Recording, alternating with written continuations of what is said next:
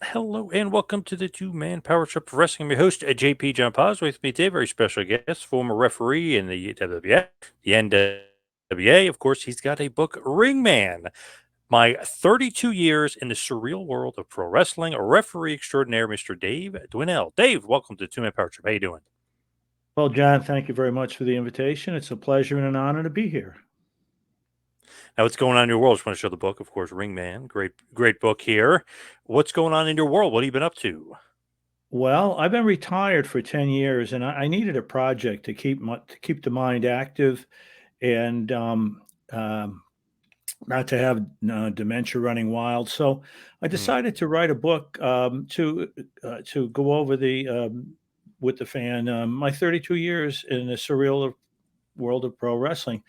And it's as much about the world of pro wrestling as it is really about myself, because obviously I'm not a household name, and people are wondering, well, who is this guy, Dave Dwinell? Well, as many of the referees back in those days, you're the third man in the ring. People would say to me, "Oh, I recognize the face from from the times you appeared in the garden, but I had no idea what your name was." So, Right. I'm one of these kind of guys that people would know the name, but they might recognize the face. And like I say, I'm keeping busy in retirement. I've got some hobbies. I put together a New Orleans type jazz band. I don't play myself, but I like to perpetuate the music. And of course, I had no idea um, how much interest there was in the classic of the golden era of wrestling. I went on Facebook only because of my six grandchildren. My sons were saying, "We're not sending you pictures on emails anymore. You go on Facebook." And I went on Facebook and I noticed all these phenomenal wrestling websites like yourself and all these podcasts going on. And I think this is my 20th podcast, and people are very interested in that golden era, a classic era, and it really made me happy to see that there was an interest. Now, when you're writing this book, I know everyone always says like, "Oh, it's great to go back and write it." Sometimes it's cathartic. Like when you go back and you like kind of bringing up these emotions and everything. Was that a good experience, bad experience writing the book? Well, I had it for 32 years. I was in the locker room. I was with the WWF from 1982 to 2000 when, as a state official, in those days, obviously they had to use state officials.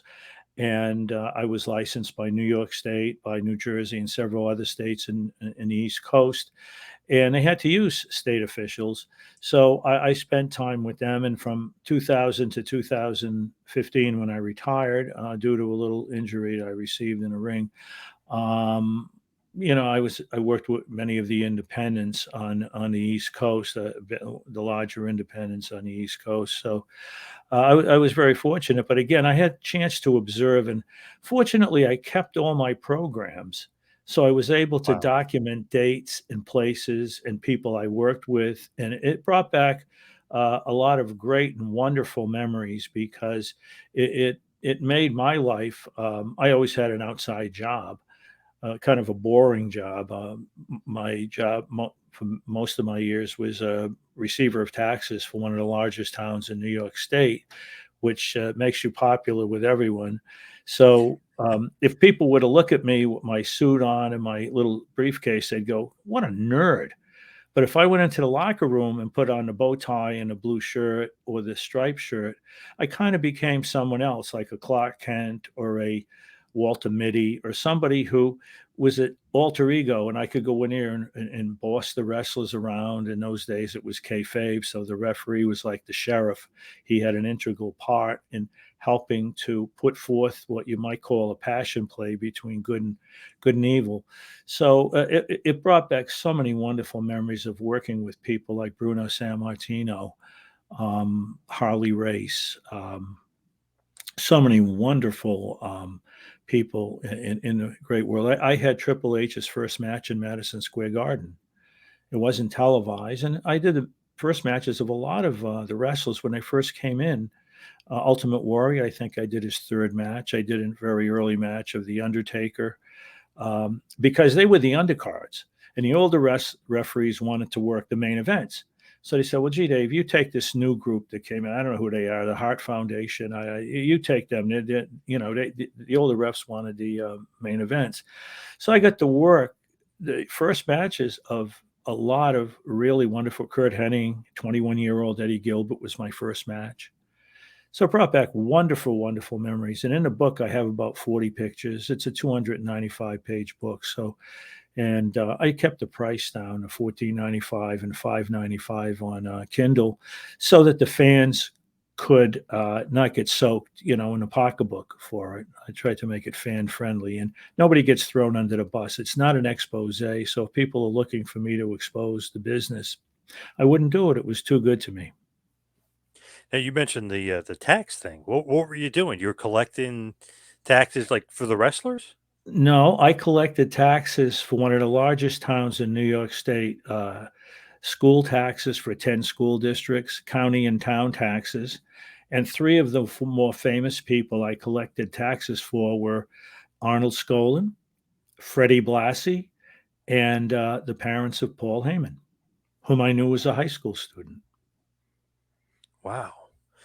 So So no, so I had a legitimate job, and I'd worked at the Trade Center prior to that, in personnel for an architecture and engineering firm. But I had the kind of jobs where I could get away afternoons, evenings for a few days, weekends, if I had to. I had the kind of job where I could get away, and if I did several overseas trips, and I had the ability to be able to do that because I was in a position to do it. But you know, I asked the chief once. I was out in Nassau Coliseum out in New York, and we were on the runway, and the chief was there. He was the agent for the night. And I said, "Chief, I heard they're looking for," this is probably back in the mid 80s. "I heard they're looking for referees full time. What do you think? Should I apply?"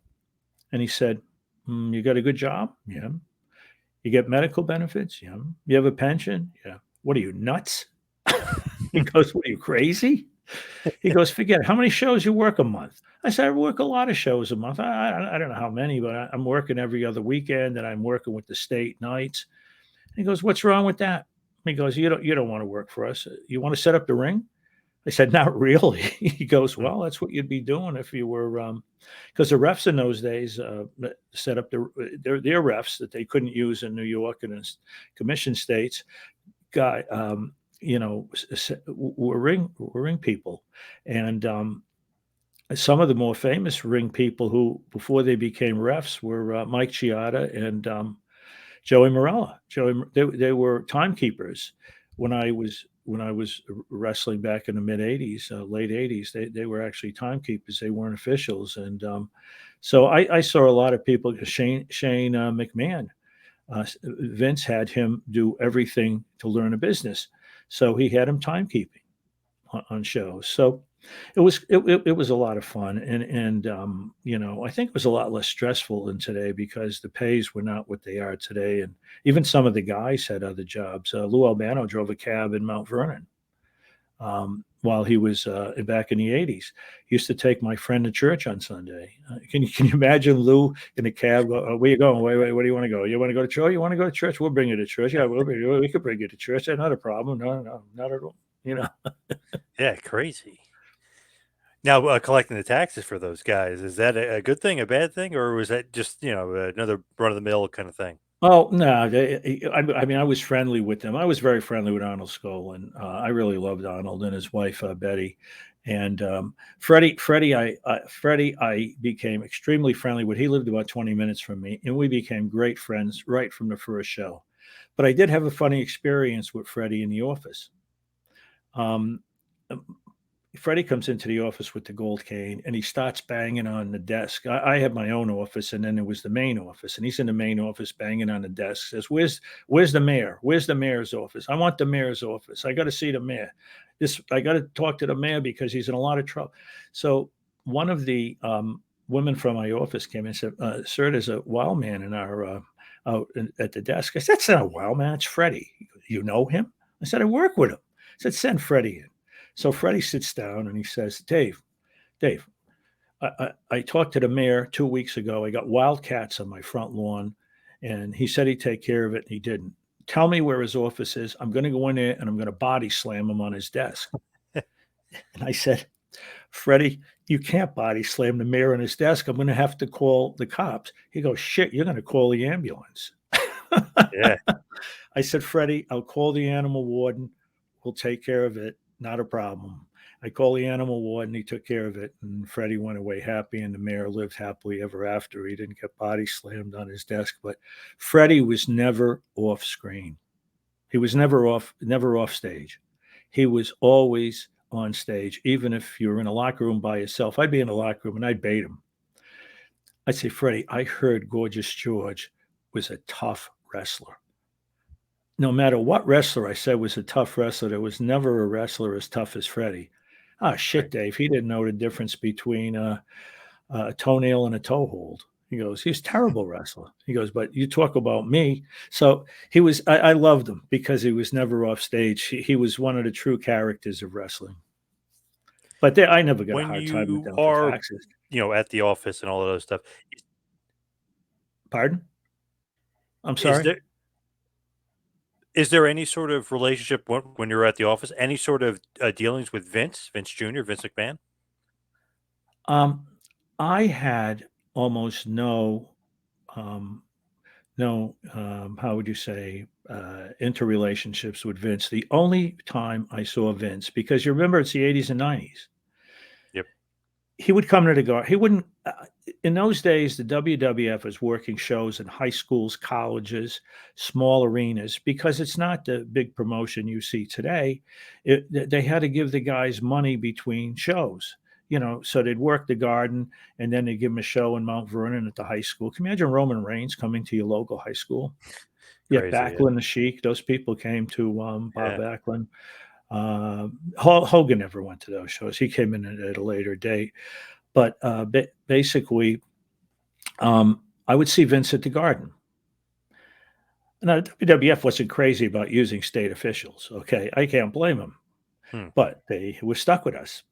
So he'd see me at the Garden and he'd say, "Good evening, Ref," or "Good evening, Dave." I'd say, "Hello, Vince," or I'd call Mr. McMahon. I mean, I was getting paid big money at the Garden, so I'm not going to blow this. So, hello, Mr. McMahon. How are you, Dave? I'm fine. How are you? I'm very well. Then he would go sit in the gorilla position and stay there all night, watching it on the monitor in his gray pinstripe suit and gray sneakers. That's what Hmm. he'd wear. And he would let Pat Patterson run the show, and maybe Arnie, the chief, whoever happened to be on Rene Goulet. He would let them run the show. He had no integral part in the show at all. He let Patterson run it, and he was just there to watch it. But he never showed up at the other shows I was at. There was always one of his lieutenants, Arnie, the aforementioned people, Jack Briscoe later on. And what happened was those shows were a lot more fun because there was a lot less pressure because he wasn't there. Right. But I Yep. basically had very, very little to do with him. But to show you how he changed, my last show in the Garden in 2000, and they didn't let us work. They were getting ready to dump us, to deregulate. So I'm in the hallway, and he almost ran me over, running back and forth up the hallway. He had become an integral part of the show. So I saw Vince go from sitting in a gorilla position and saying nothing all night to becoming an integral part of the show in the year 2000. But basically, I had very little to do with Vince. So people ask me, what do you think of what's going on now? What's your opinion of this? What's your opinion of that? And my answer is always, and it's not a cop out, I don't judge people. I judge people on how I've seen them. And I saw one side of Vince. I'm not saying there isn't another side, that people haven't seen another side, that he may or have not done things, but I'm not going to trash him because the business was good to me. He allowed me to work. He could have said, I don't want this guy, Dave Dwinell, working. So I'll leave it to other people who've had other experience with him, basically talk about him. But I'm not going to say anything really bad because that was my interaction with him. It was nothing but positive. So, and I'm not saying there isn't another side. There seems to be an awful lot out there and a lot of people talking. But again, I've always been under the impression that, a man is innocent until proven guilty. And once he goes to court or once things developed and if found guilty, then I'd be able to comment a little bit more maybe. But like I say, he was involved in the business, but he wasn't involved in the actual shows. He trusted Patterson. Patterson would come up with very good storylines in those days. He would put stories into the matches. He would make sure he had the right guys working with the right guys at the Garden, and of course the Garden was live, so there was an edge there, and that was fun for me. The edge, you couldn't screw up in the Garden. If you screwed up, everybody on USA Cable or whatever would see you. So I liked that. I liked that edge that was there, and of course it was kayfabe, and 2/3 of the people back in the early '80s thought it was real, and that was another thing that was fun. It was kind of like Santa Claus. People weren't sure; they weren't really sure.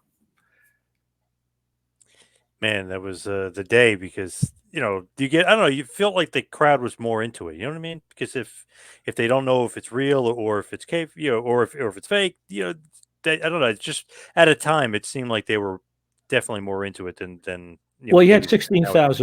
16,000 people at the Garden. I always seemed to get the first match. And I thought it was because they wanted to start off with a bang, but I found out the first match was usually the longest and sometimes 20-minute Broadway. And the refs would always say, send the kid out. We don't want to do that match. So I'd walk out and there'd be 16,000 people there. And I would go out and half of them were cheering and half of them were booing. The half that were cheering because it was getting close to 8 o'clock, and the half that were booing is because I was the referee.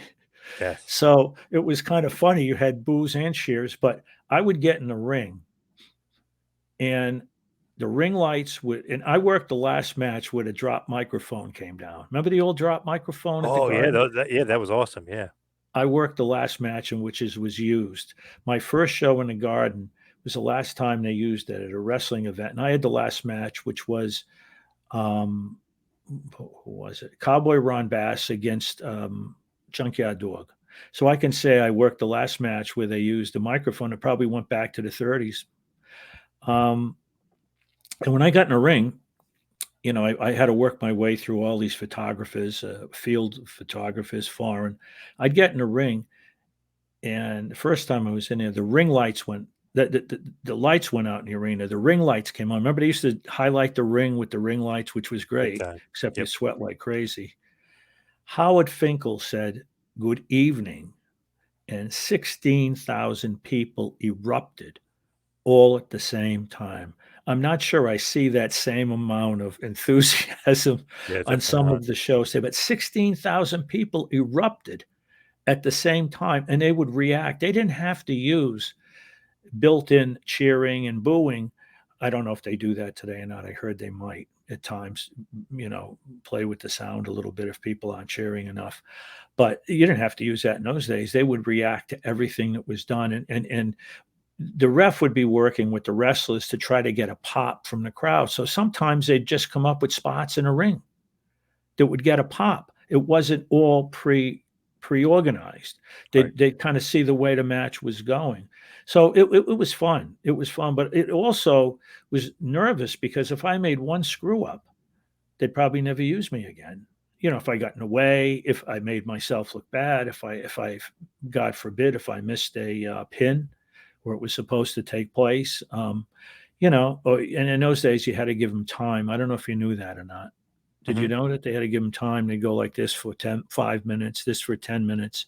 And then Howard Finkel would put his pencil in his mouth at the Garden and tell the boys it was time to go home because it was really for TV. It had to be really timed out there. But it was a wonderful experience. And I worked with some wonderful people. But the commentators on the shows I did were Bobby the Brain and Gorilla Monsoon. And I thought they were just the greatest. I mean, they were great commentators. They played so well. Uh, Bobby said one night to me he didn't like the fact the heel was getting beat up. And he said, this referee has lost control. He wouldn't make a good mall cop. He would say stuff like that. Or if I found a guy's foot on the rope, he'd go, well, that's the first thing he's seen all night. Right. So Yeah. I just loved him in Monsoon and so many catchphrases. This place is chock full to the rafters. And, it was a great time. I used to always love when Heenan is lying and Gorilla would be like, "Would you be serious?" Uh, please, please. Yeah. Um, and that guy's a ham and egger. He goes, He goes, get him, get him, get him. Wrap him up like a ham sandwich, like a cheap piece of bologna. And he just come up with these things that were just so outrageous. They were. I remember one match I worked. He was in the corner of Rick Rude, and Rude was fighting Duggan, and Rude threw me halfway across the ring, so I disqualified him. And Bobby came in, and he was begging on his knees to continue the match, to not disqualify him. And I had all I could do to stop from breaking up. I couldn't Yeah. laugh in the ring, but he was one of the funniest guys I think I've met in the business. He just was very, very, very funny. He was great, quick-witted. Him and Gorilla probably the best announced duo that's just so great together. I used to love when Gorilla would say to him, especially about Flair, he's like, "Oh, what is this guy? Your meal ticket? Why are Yeah, you, yeah, why are yeah, you so obsessed with him winning?" yeah. He had so many wonderful catch. They had great catch, and it was great chemistry Yeah. because Oh yeah. Gorilla was so straight and Bobby was so outrageous that they just. I really enjoyed it. I taped some of the matches on my VHS, and I still have them from the Garden. I worked about 13 times at the Garden, and I had some really great matches with. I think one of my best matches was the British Bulldog against the Warlord, and they were both undefeated in singles. And the whole glitch of the match was the Warlord held the Bulldog's trunks twice, and I caught him. And on the pin, the Bulldog pinned him and held his trunks, and I didn't catch him. And the people just went crazy. And of course, the Warlord went crazy. But those were the kind of things that you would get a big pop out Yep. because I caught the two, but I didn't catch the third one. So the face went over, and everybody went home happy. I love So that. Yeah, I love that. it was fun. Now, how do you become like a state official and referee at the Garden? Like, how does that all come about? Well, I hold the first of all, I want everybody listening to know I don't have an ego as far as being a ref. I don't think I'm someone famous. I don't think anyone ever bought a ticket to see a ref. Maybe my mother, but and my wife, but that's about it. And my job was my job was to make the guys look good. But I could be the only ref in the history of professional wrestling that stepped into a ring, never having talked to a wrestler, never having stepped foot in a ring, had no idea if it was real or fake. Um, I had been an athletic director when I left college and coached baseball and basketball.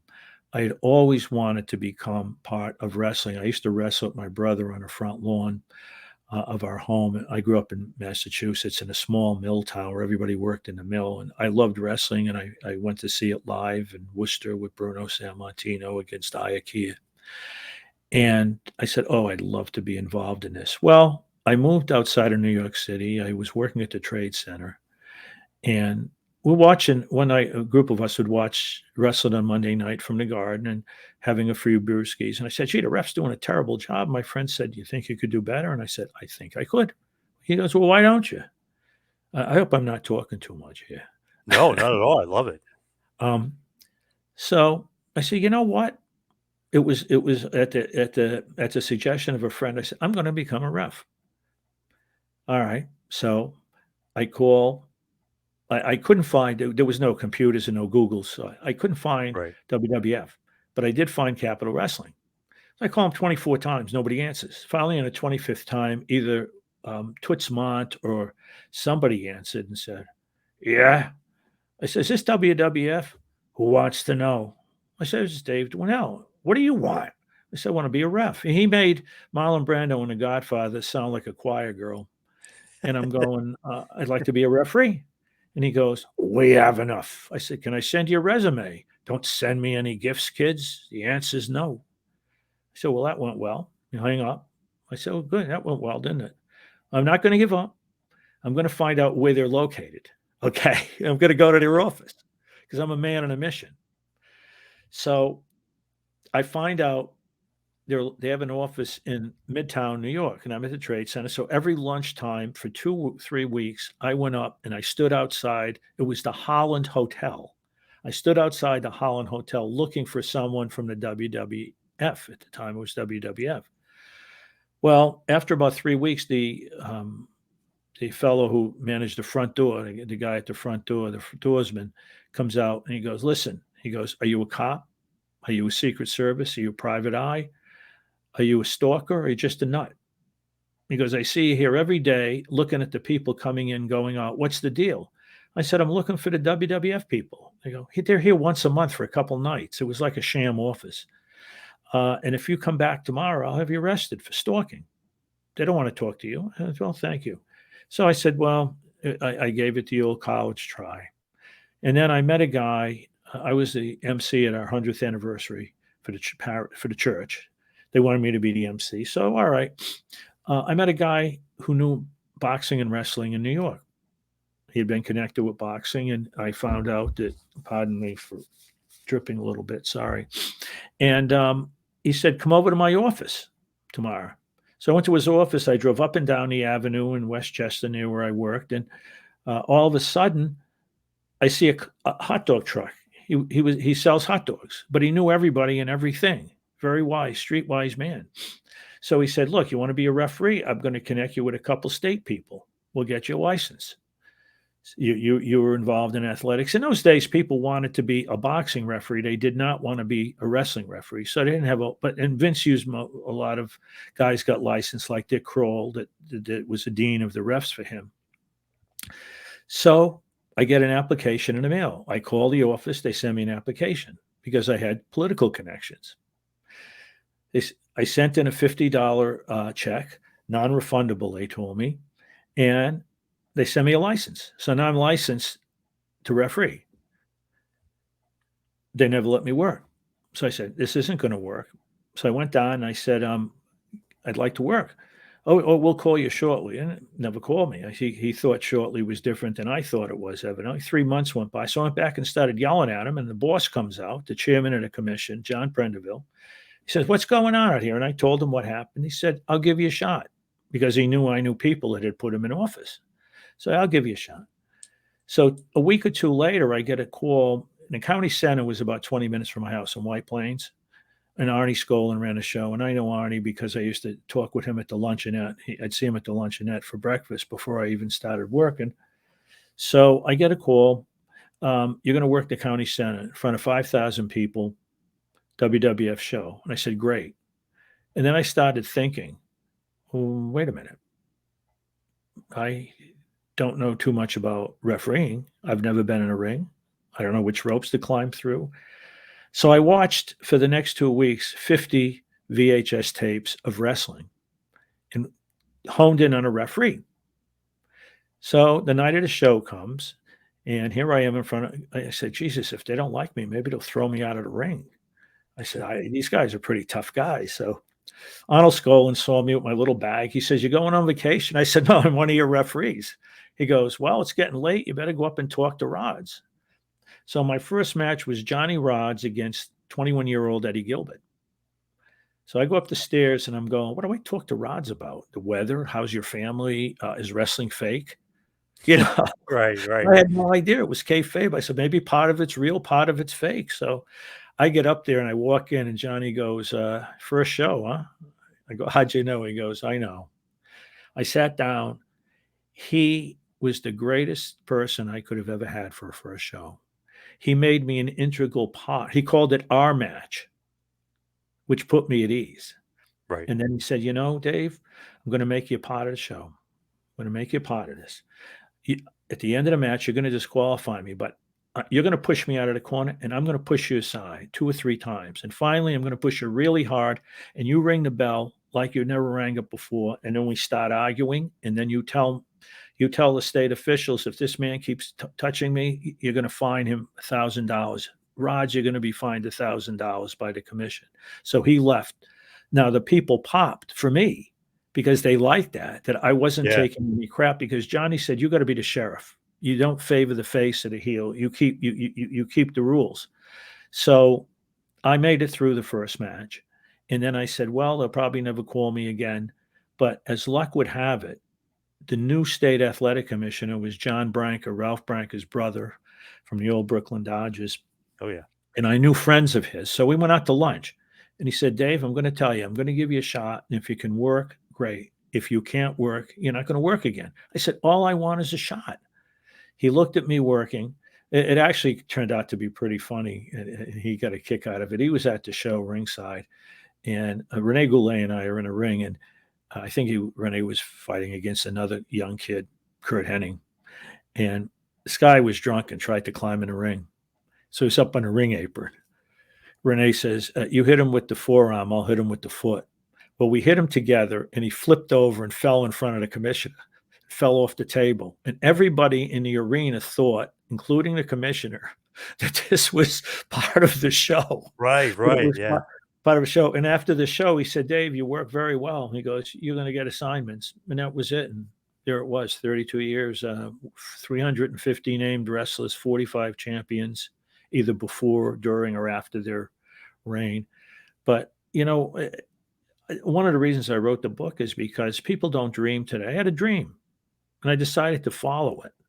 And I didn't know where it was going to take me, but a young kid at 12 years old wrestling with his brother on a lawn in a mill town in Millbury, Massachusetts, ends up 20 years later with the people he was pretending to be when he was wrestling on a front lawn. Was just, it was almost unbelievable. But that was how I ended up becoming a referee.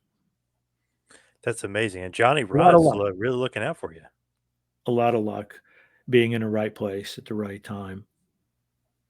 And like I said, Johnny Rodz is looking out for you. That's pretty good, first day out.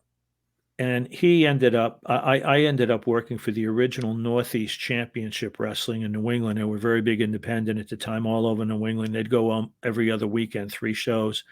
And I became his only referee. In those days, I'd work 6, 7, 8 matches. They wanted to save money. So they'd have one ref. So if you took a bump, it had to be before intermission or in the last match, because you were the only ref. And Johnny ran the back room, and Johnny became my mentor. And he taught me all kinds of things about when you go for the pin, put your head down near the shoulder, so it gives realism to it. Today I see referees, and I'm not knocking the refs today, but I see some referees on the other side of the ring on their knees jumping up and down while they're making the pin. And I was taught, you get your head down next to the shoulders to make it look like you're really watching where the shoulders are. Right.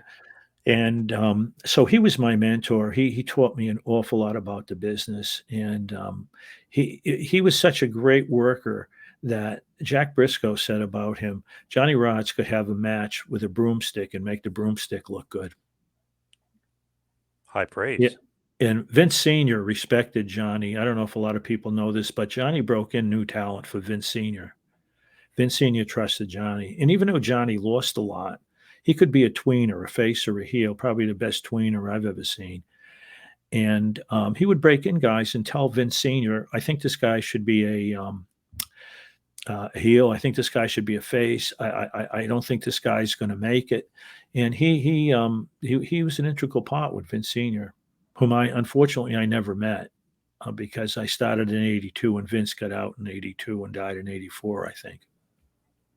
Yeah, basically the Vince Jr. era is when you took over, or you were right. He took over, Backlund was champion. Backlund was champion. The end of his career. Now, as far as being the referee, how many states are you like a referee in? Because like you mentioned Massachusetts, New York, but is it New Jersey, Connecticut? You going everywhere with them? Well, New York had the strictest rules for state officials. Places like Massachusetts, Connecticut, Rhode Island, New England. I used to go with Northeast Wrestling to all these different states. They wanted your money, $50 for a license. In most of the states, the commissions were very loose. They wanted their tax money, 10% off the top, and they wanted licenses for the ref. So I didn't have any problems getting licenses, because if I went into those states with Northeast Championship Wrestling, they said to the commission, we'd like to use Dave as our ref, they wouldn't have a problem with that. But New York was very political, and you had to use the refs that they assign. And they treated it like boxing. The other states weren't really as keen. And then of course Vince, after a while, got his own guys licensed in New York. So I would work with Earl Hebner, and I would work with Mike Chioda, and I would work with Dave Hebner when he was wrestling, and Tim White, and any of those guys I would work with. But they still had to use state officials. But at the end, they would pay us not to work. The last several shows I worked at the Garden. Last one show I worked at the Garden, I didn't get to work, but I got paid. And then they deregulated. But the other states really weren't into wrestling. The boxing commissions were more into boxing. They really didn't. They considered wrestling almost like a circus, and never bothered. And they never bothered me. They let me work in all the other states. New Jersey was a little more difficult. They liked to use guys who were from New Jersey, but they would allow me to work if I came in and a promoter requested me. They loosened up in the 90s before kind of deregulating. Now, did you ever officially get some training as far as being a referee, or it was just kind of fly by the seat of your pants? You're going to figure it out as you go along. My training was the 50 VHS tapes. And I got along because the wrestlers, and again, I'm not trying to make myself sound great, but the wrestlers kind of liked working with me because I worked at making them look good. You know what I'm saying? I understood the psychology because I had watched it for so many years. I kind of understood the psychology that was going on. A guy like Sid Vicious, some people found him hard to work with. Sid would always request me on his matches, and Sid would always have 2 spots for me because he knew I kind of understood the business, and he wanted to give me a few spots. And some of the guys would give me spots to do because they enjoyed working with me. So it was kind of like go as you will. And I always respected the boys. I always respected the promoters. I showed up on time. I did my job. I looked good in a ring, I think, So it was, of course, it was much different in those days too. You know what I'm saying? But no, I never had no formal training. I just had enough confidence in myself to believe I could do this, and I didn't want to screw it up because it was like the greatest part-time job in the world. And I said, I'm not going to screw this up by trying to make myself. Some of the refs got a little carried away back in those days, and they thought they were more an integral part of the show. And I never considered that. I always considered myself glad to be there. And let's not ruin a good thing. Yeah, absolutely. Now, how was Sid though? Was because he has a reputation. Oh, he's crazy, Psycho Sid. So how Who's was that? Sid? Psycho Sid. Sid? I liked working with him because he always made me an integral part of the match, and he always had I worked with him mostly on the independent, and on the independents, he always had a good match, and he never had a 5-minute match. It was never a squash match, and there was a little psychology to the match. Like I remember one time, he picked up Bundy, or most of the way up anyhow, and he swung him around, and Bundy's feet kicked me, and I landed in a row of chairs out in the audience, these steel chairs. I flew out of the ring, and he looked down at me and just smiled. So I enjoyed working with him, and I can't say that there was only 1 or 2 guys I found it a little difficult to work with, and I left them out of the book because, again, I'm not going to throw anybody under the bus, and 99% of the guys were just a pleasure, and working with Bruno San Martino was my greatest thrill in the ring. He had come out of retirement for a few matches, I think, when his son left. And he decided to come out of retirement and help Vince out a little bit. I think he might have been a little embarrassed that, his son had left on such a short notice. And it was the greatest thrill of my life. But I confused him in the ring because I went out in the audience. There were no cell phone cameras in those days. And I knew Bruno was going to win. I wanted a picture with me raising his hand. So I went out in the audience. Guy had a zoom lens in the second row, and I said, "Look, if Bruno wins, will you take my picture?" He goes, "Yeah." But we were on the opposite side of the ring, facing the opposite crowd. And I said, "Bruno, you got to come over here." So I grabbed him and brought him around the other side of the ring. He said, "Are we on television?" And I said, no, no, no, I'll explain in the locker room. So I dragged him all the way around the ring and I raised his hand for quite a while the guy took a few pictures. And we got back to the locker room. I said, Bruno, I just want to explain. I wanted a picture raising your hand. I went to the show when I was a kid. I really respect you. And he started laughing. He probably figured this guy's more of a mark than a ref. But, I didn't care.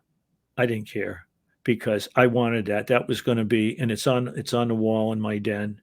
And I had him sign it 25 years later when I saw him, and that was the greatest thrill. And the other greatest thrill, my second greatest match was Pro Wrestling USA. Nick Bockwinkel against he had the belt. Rick Martel. Nick Bockwinkel, Rick Martel, AWA Championship match with Buddy Rogers in the corner of Nick. So I got to work with 3 champions, and working with Buddy Rogers. I mean, just being in a locker room with him was wonderful. And being in a ring,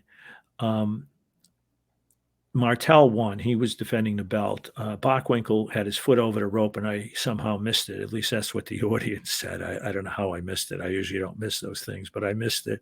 Right. And Rogers came in the ring, and we were arguing nose to nose, and he's yelling at me, and he says, "Ref, you got to change it. I don't know what the hell you're blind." And I said, I'm arguing with a legend, and nobody in the arena knows who this guy is. They didn't. They most of the kids there probably didn't have any idea who he was. Wow.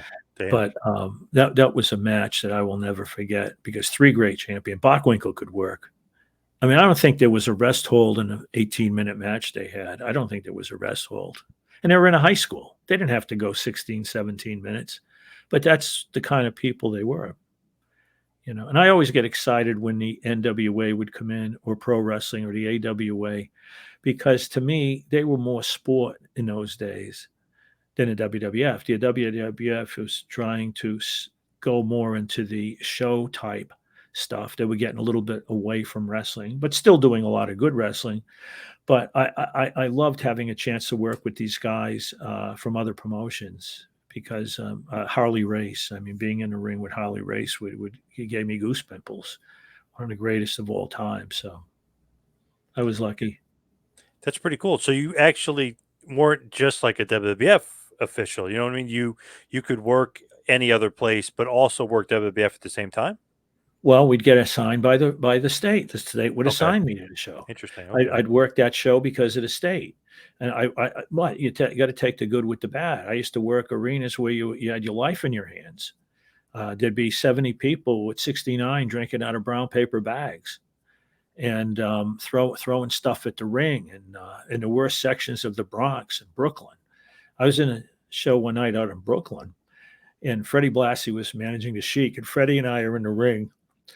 And Freddie goes, "Jesus, Dave, we're in trouble. The audience is tougher looking than the people, than the wrestlers. The people in the audience are tougher looking than the wrestlers." Yep. And then we used to get paid according to the number of people at a show. So if you worked the Garden, you were getting top dollar because 16,000 people. If you worked, and the wrestlers too, if you worked like in like that night at a high school in Brooklyn, and there was 500 people there, you got a lot less. I'd probably get about $100, and if I was working in the Bronx with 79 people, I would get $75 if I was the only ref. Of course, that was back in the 80s, so money went a little further. But Right. We're in the ring, and now we get paid, and the refs were considered what would you say, vendors. We were considered vendors. We weren't part of the WWF or the NWA. We were vendors that they hired for the evening. And I think the wrestlers were also considered vendors, which is how you could get away with not giving medical benefits because they were hired as help for the evening. So Freddie's in the ring with me, and there's a guy who weighed 400 pounds sitting on 2 seats in the balcony. Okay. They had the seats with the little, what would you call it, in between, like a piece of wood. There'd be a piece of wood between. This guy's sitting on 2 seats. Freddie looks up and with a straight face says, "You better talk to Scullin when you get in the locker room." he's got to go up there and make sure that guy bought 2 tickets, because one more ticket could put us in the next pay category. He goes, you tell Right. Skolin to go up there and check that guy. And I said, Freddie, we'll be lucky if the balcony doesn't collapse. And he goes, oh shit, what do we care? We ain't sitting under the balcony. We'll go home early. Yeah. But that was the night they burnt the Sheik's car. They burnt the Sheik's Oh, Cadillac in the parking lot.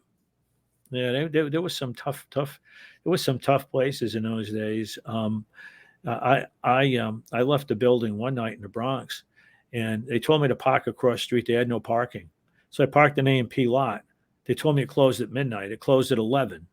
My car was in there, locked with a big gate with barbed wire on the top and a huge thing on the fence. So I went to the promoter and I said, Jesus, what am I going to do? I'm not leaving my car there overnight. He said, don't worry about it. So he sends a guy out with this huge thing to cut the lock. So I said, can I ask you something? What's that popping I hear? He goes, oh, it's gunfire, but it's at least 2 blocks away, Dave. Don't worry about it. So jeez. it wasn't all WWF beautiful.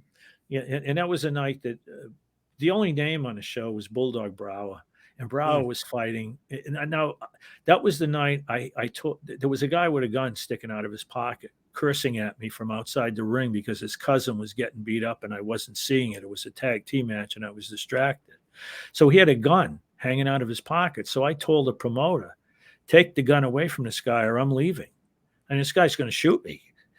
So he said, oh, he's not dangerous. I said, no, take the gun away from the guy. So he took the gun away from the guy. The last match, it's Bulldog Brower against this young kid that hardly ever wrestled. Brower comes off the top rope and he hits him with an elbow and knocks the guy's teeth out. The guy didn't tuck his chin like he should have. He knocks teeth are flying, blood is flying out of him. So I said, let's go home. So I said to the doctor, I said, Doc, you got to go in the locker room. This guy needs stitches. He goes, I'm afraid to go in the locker room. Somebody might have a gun. So I said, look, you got to go in the locker room. He says, only if you come with me and stay with me. So it wasn't all, you got to take the good with the bad. It wasn't all WWF, NWA. It was these promotions that you're literally taking your life in your hands. Man, it was scary stuff sometimes back It then. was. For Now, sure. as far as a Bruno and your love of Bruno, was that just because you were always because you were a big wrestling fan? Bruno was your favorite guy growing up? I have a few Bruno stories if I could say them. Yeah, absolutely. I watched Bruno on TV, and then I went to the Worcester Memorial Coliseum to watch a show when I was in high school. Bruno was fighting, as I mentioned, Curtis Iakia. Sat front row with my brother. Cheered him on. In those days, we were the only kids there. They were all blue-collar workers, smoking, drinking, betting on the matches. You couldn't see the ring for the smoke. And I looked around, and there's about 5 kids there because everybody thought it was real, and it was all blue-collar workers. So I saw Bruno there. Now, a year or two later, I went to the New York World's Fair in 1964. And what do I see but a poster saying Bruno is going to be appearing at the Budweiser Pavilion or one of the beer pavilions. So I went over and I told my parents, I got to go see Bruno. Well, we don't want to see Bruno. You go see Bruno. So I went to see Bruno. He was carrying 2 quarter kegs on his shoulder, one on each shoulder. He's carrying a quarter keg of Bud on each shoulder. So I waited around till everybody left. And I ran over and I said, Bruno, I said, I'm a big fan. I said, I wish I kind of had a paper and pencil to get your autograph. He talked to me for 7 minutes. He said, Dave, sit down. Dave, sit down. He said, I got a while before the next show. And he goes, well, let's just talk. You're a big wrestling fan. I said, Bruno, I saw you at I saw you at the Memorial Auditorium. So he took 7 minutes to talk to a kid. All right. So then here I am 20 years later in a ring with him. And then one night, I was refereeing a show in New Jersey for, I believe it might have been Offa used to, Pennsylvania. Offa used to, he had a school in Allentown. Yep. And Bruno was doing the color commentary. And we went out after the meal and we went out after the show rather, and we went out to dinner and I happened to be sitting next to him and he said something I'll never forget. He said, Dave, if there's 5 people at a show, 50 people, 50,000, 500,000 work the same way every night, because the 50 people at the show may have saved for weeks to see you, and you owe them the best that you can do. Tremendous respect for him. He had tremendous respect for the fans. Do you know? I don't know if you knew this or not. He wouldn't drink wine in a restaurant if there were kids present. He Wow. loved to drink wine. He loved wine, but he would not drink wine in a restaurant if there were kids present, because he didn't feel it was something good for the kids to see that Bruno, the champion, he was a champion in the ring and out of the ring. And as far as I'm concerned, he held the belt for how many years, and he never tarnished his image outside the ring.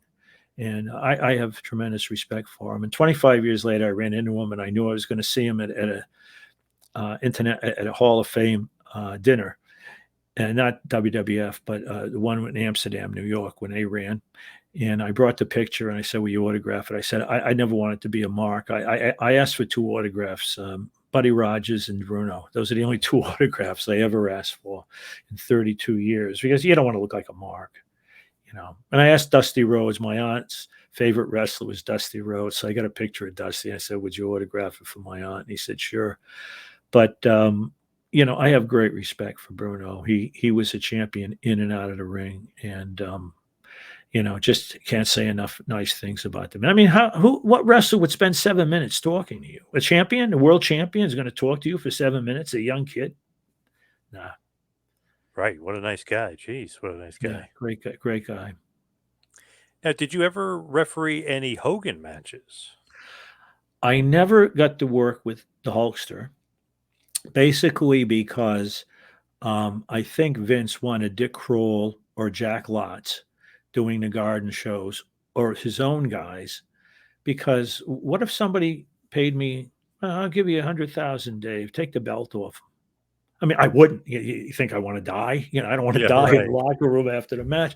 But I'm pretty sure that would have gone through his mind, that, I got to have guys in a ring that aren't going to screw up the finish. Or sorry about that again, but my nose is dripping a No little. problem. Hey, sorry out there in TV land. But I did have 2 run-ins at the Garden to save him. He was getting triple teamed after the match, so they called for 2 referees to run in from the locker room, and I was one of them on 2 occasions. And on one occasion, I hope he's not listening. On one occasion, I was in the ring with him, and I was kneel on my knee, and I was trying to help, and I was pointing at him. And I often thought, I'm going to get a picture of this. I'm going to freeze frame it and get a picture. And I'm going to put it in my office, and I'm going to put underneath it, and if you get up, I'm going to hit you again. Wow. Just as a joke, Yeah, yeah. But Yeah. yeah, obviously. But we put him on a gurney on a gurney to bring him to the ambulance or something in the locker room. I put him on a gurney. He jumped off the gurney and hit me with the python, and I almost flew halfway over the barricade. So I did get to work with him, and I did get to see him shortly after he beat my friend the Iron Sheik. We worked a show at the Nassau Coliseum, and I was alone with him in the locker room. He had come out of the shower and was sitting on the bench, and I was getting ready to go in the shower. So I looked at him, and I went over, and the belt was next to him on a bench. Maybe he had won a belt a week or 2 before, 3 weeks before. So I went over and congratulated him. I shook hands, and I said, Hulk, congratulations on the belt. Good luck to you. And we talked for about 3 minutes, and it was like 2 guys talking at work. Okay, because he was new in the promotion, and of course, much different and at that time, I had no idea he was going to change the face of wrestling. It was like 2 guys talking, but I had no idea. But I saw the physique, and I saw the belt, and I had kind of an idea that this was going to be somebody special, because I wasn't sure who they were going to bring in to take the belt off the Sheik. I knew they were going to take it away from Backlund. It was the Sheik, and I knew he wasn't going to keep it long. And I actually worked a show, just to divert for a second, with the Sheik and Backlund on it. And Backlund had lost the belt the week before, but because they had Backlund as the main event in the programs, they had to have him on the posters and in the program. They were going to say the new champion who hadn't fought yet. And and Backlund got the main event pay, even though he didn't have the belt. So he went on as a main event, even though the Sheik had the belt Yeah. because he Yep. was advertised as the main event. But to get back to Hogan, um, I had no idea it was going to become what he did, and he was also very nice. I had brought my wife and the two boys to the garden, and Arnie used to get them tickets. I never asked for tickets from anybody. I didn't feel I wanted to jeopardize, so I always paid for tickets. I always paid for programs. And one night I went to the garden with them, and there was no tickets available. And I couldn't go to a scalper. I get arrested, I would be passing up working in the ring. So I went to Ani and I said, "Can I buy a couple tickets off you?" And he said, "Well, what do you mean buy tickets?" I always buy tickets. He said, "I always have a handful of tickets." He said, "Dave, you just ask me." So he took care of it. He took them up to the locker room. So the youngest one, 9 years old, keeps going out of the door. And I said, please don't do that. I said, the wrestlers don't want to be bothered on a big garden show. He said, "Well, Mom, Hulk Hogan's out there. He's going to take a picture with us." I said, "Justin, Hulk Hogan." No, I told him, "Could you wait, Hulk?" I said, wait, we're going to get the cameras. Stick around, Hulk. I said, "He's not going to be out there." We open the door. He's waiting. Oh my He's God. waiting for him. So Justin runs over with his brother, and he goes, "Hulk, we're ready for the picture now." And Hulk, he was flabbergasted, I think, that a young kid, 9 years old, would have the guts or the balls, maybe, Yeah. to say, "Will Yep. you wait Yep. here? We got to get the camera." And he took the picture. And That's awesome. I thought that was pretty. I thought that was pretty cool, But what I diversed a little bit. But I guess you would ask me about Hogan, and those are Yep. pretty much what I had my dealings with Hulk. He was always very nice to me. Now, as we hit the wind down, head towards the finish, what is your favorite promotion and favorite venue that you work? Would it be WWF, MSG, or is it something else, or maybe a cross promotion? Um, my favorite venue was obviously the Garden because there's nothing like the Garden. And the 16,000 people screaming and yelling and at every move. I loved the Garden. Um, I worked for three great promoters. Um, I worked for Bob Bailey, who was the USWF, United States Wrestling Federation. I worked for Tommy Janetti, who was Northeast Championship Wrestling. But the guy that I was closest to as a promoter was Michael Lombardi, who runs Northeast Wrestling. I was basically started out with him, and I forget the year, but I worked with him like about 2000, and I worked with him for 15 years, and he was so faithful to me. I worked all the matches for him at the beginning, all 6, 7, 8 matches because I was young. I was in my 30s, so I could do that. Um, but he kept me for 15 years, and he kept me well beyond my prime. He always gave me a couple matches on all his shows. I'd started losing a little hair like I have now, putting a little weight on. But I swear to God, he would have let me referee with a walker because we had worked from the beginning together and have great respect for him. And he runs I don't know if you're familiar with Northeast Oh, Wrestling, but yeah. Very familiar. Yep. he runs a great show. And I was with him from the beginning. And he kept me for 15 years after Vince folded. Most of the state officials never reffed again after they deregulated. But I had 3 or 4 promotions I worked for, and I was very fortunate. But Mike was certainly right up there in the top of my list. And the closeness you were to the crowds was great. So. Now, give us one last push for Ringman, my 32 years in the surreal world of pro wrestling. Give us where everybody can get it and why everybody should get this cool book.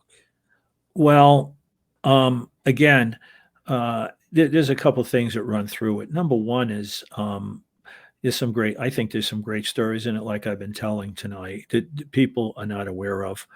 Um, I think just the idea of a person, I wanted young people especially to not be afraid to dream. I had a dream and it came true because I persisted. Not that I'm anybody great, but I persisted in my dream. And tried. I had the doors closed in my face. And I want the young people to know, and even older people, that if you have a dream, follow it. Don't be afraid to try, and don't let people shut doors in your face. And and as I said, I needed something to do in retirement to keep my mind active. And I never knew there was this much interest in the golden era. And it's got some fascinating stories about I worked the infamous Heroes of Wrestling. I was in here. Oh, I was in the yeah. main event, and I have some interesting stories about that evening also. So I think people would enjoy it. It's 14.95, which is not a lot for a 295-page book.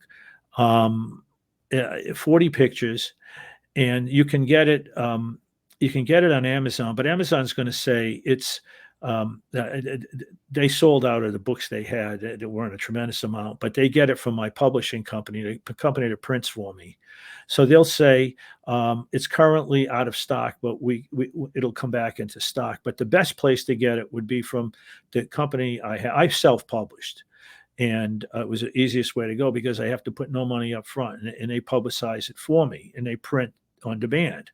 So if you go to BookBaby, BOOKBAY, if you Google BOOKBAY.com, Ringman or Dave Dwinell, bookbaby.com, it'll take you to their website, and then you put in it'll take you to the book, and you can order from them, and you'll get it shortly. And as I say, and if you want to read the first chapter and a half free, you can go to Amazon or BookBaby and look inside the book, and you can read the first chapter or chapter and a half free, see what you think of it. And Slam Wrestling gave it a very fine review. You know, Slam from up in Canada, they gave it a very good review. They enjoyed it. And again, I think, I think I think the average wrestling fan that's interested in the golden era, the classic era, if you will, would probably enjoy it.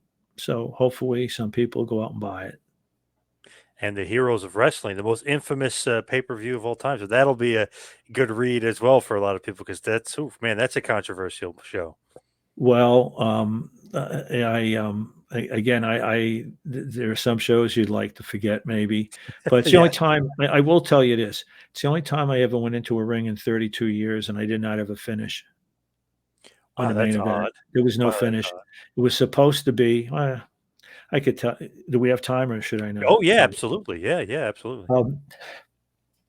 It was supposed to be Jake, who was obviously in no condition to wrestle, in a sub-main event against Neidhart. And then they decided at the last minute they'll make it. And in the main event was Bundy and Yokozuna. And Yoko was about 400 pounds. So you knew that was going to be quite a high-flying match. And they decided to make it a tag team because Jake wasn't in any condition to wrestle. And I think it was kind of agreed upon Neidhart was going to take the pin. Well, Neidhart was going back to Vince, and Vince had told him, I don't want you taking a pin. So we're getting ready to go in the ring in about 2 minutes. We're right at the entrance to the runway, and Neidhart goes, Dave, I'm not taking a pin. And I go, huh? Oh, they changed the finish. What's the finish? He goes, I don't know, but I'm not taking a pin. Don't you count that pin against me. I go, well, we have to have a finish. He goes, well, you figure it out, Dave. I said, that's not my job. So I go out in the ring, and I don't know what the hell's going on. So we get the tag team match going. And I was very friendly with Bundy. Bundy and I were very, he would always say, I'd say, hey, Bundy, what's going on? Mr. Bundy to you, Dwinell. And we get along well. Chris was a great guy. He was a great guy. Yep. I'm in the ring, and I go, Bundy, you got to throw me out of the ring. I'm going to get hurt. And some other ref's going to have to come in and deal with this. Throw me out of the ring. He goes, no, Dave, we'll take care of this. Don't go anyplace. So he comes in, and he's not the legal guy in the ring.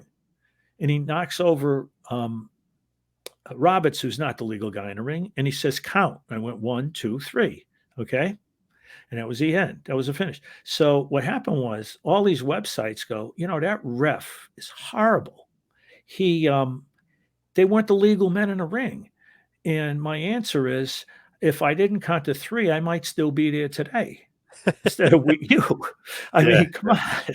So I said, I said I would have let Yokozuna splash and pin me at that point. Yes, just get to the get hell out out of of there. there. Yeah. Yeah, just to get the hell out of there. So, and I felt bad for Jake that night. He was in no, but I will say one thing about Jake, and I have to. He did straighten himself out. Yep. And when I did the book, I got Johnny Rodz to give me a great quote. And I contacted several other wrestlers that are still somewhat connected with the WWE, and they were kind of hesitant to get back to me. I'm sure because they didn't know what I was going to say in a book. Um, Jake said, "Dave, I loved working with you. I'll give you a quote." Jake was the only one outside of Johnny who said, "Yeah, I'll give you a quote for the back of the book." And he gave me a beautiful quote. He said it, um, to have a good match, it takes a face, a heel, and a good ref. And Dave was one of the good ones. So, as much as Jake has taken heat over the years for that show and other things, great respect for him because he came through for me. And I did enjoy working with him, by the way, even though he used to put the snake on me. He'd say, "Pick up my bag so I can put the snake in it." And I were at the Nassau Coliseum, and he puts this python on my back, wrapping itself around me, and I froze. And he says, "Dave, could you act scared?" I said, "Scared? I'm petrified." He goes, "No, no, you got to act scared." And then I was taking a shower one night, and one of his snakes came in and joined me for the shower because he had put him in the shower stall next to me to keep him cool. So this huge snake comes in and wraps himself around my legs, and I'm going, "Somebody get Jake." I don't want to yell and scare the damn thing and have it Yeah, bite. yeah. Somebody get Jake. So anytime Jake was on the show after that, I looked in every shower stall to make sure it wasn't a damn snake. But Oh, that's those are the kind of stories people will get to hear if they buy the book. You know. awesome. Great stuff, Mr. Ringman. Dave, thank you so much for all the time. Really appreciate it. Well, thank you very much for having me. It's been a pleasure.